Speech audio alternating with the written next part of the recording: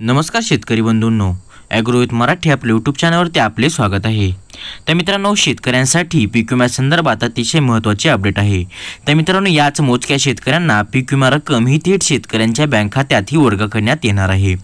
तर मित्रांनो, पाहूयात की कोणत्या शेतकऱ्यांना किती हेक्टर रक्कम ही शेतकऱ्यांच्या बँक खात्यात हे कोणत्या तारखेला जमा करण्यात येणार आहे। तर त्यासाठी व्हिडिओ शेवटपर्यंत पहा। चला आता मग व्हिडिओला सुरुवात करूया।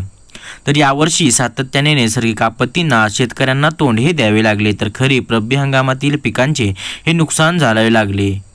तर शेतकऱ्यांना या दोन्ही हंगामातील नुकसानीसाठी पीक विम्याचा लाभ मिळू शकलेला नाही। तर नंदुरा तालुक्यातील पीक विम्याच्या लागवडीखालील असलेल्या 2585 हेक्टर क्षेत्रातील 7931 विमाधारक शेतकऱ्यांनी आपल्या पिकांचा ऑनलाईन विमा हा काढला होता।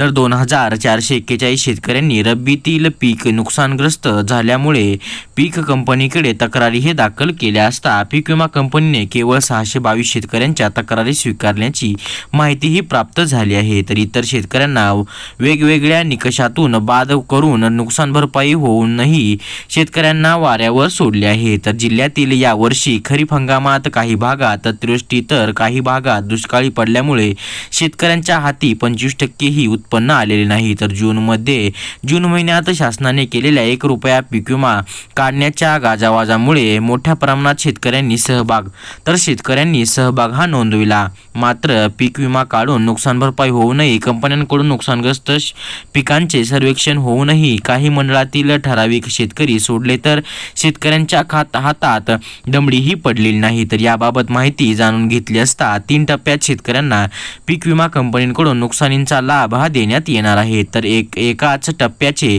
वितरण करण्यात आले असल्याची माहितीही मिळाली आहे। तर रब्बीतील पीक विम्यासाठी नंदुरा तालुक्यातील एकूण 7931 विमाधारक शेतकऱ्यांपैकी 2441 शेतकऱ्यांनी पीक विमा नुकसान झालेल्या कारणातून ऑनलाईन तक्रारी दाखल केल्यावरही केवळ 622 शेतकऱ्यांच्या तक्रारींचे निवारण हे विमा कंपनीने प्रतिनिधींकडून केले गेले आहे।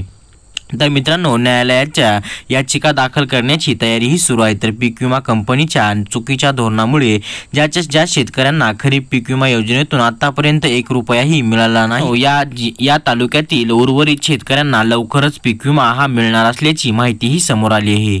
तर मित्रांनो, आजची माहिती ही माहितीपूर्ण वाटल्यास व्हिडिओला एक लाईक नक्की करा व असेच पीक विम्यासंदर्भात नवीन अपडेट जाणून घेण्यासाठी आपल्या ॲग्रोविथ मराठी या यूट्यूब चॅनलला सबस्क्राईब करून शेजारचे बेल नोटिफिकेशन ऑन करा। धन्यवाद।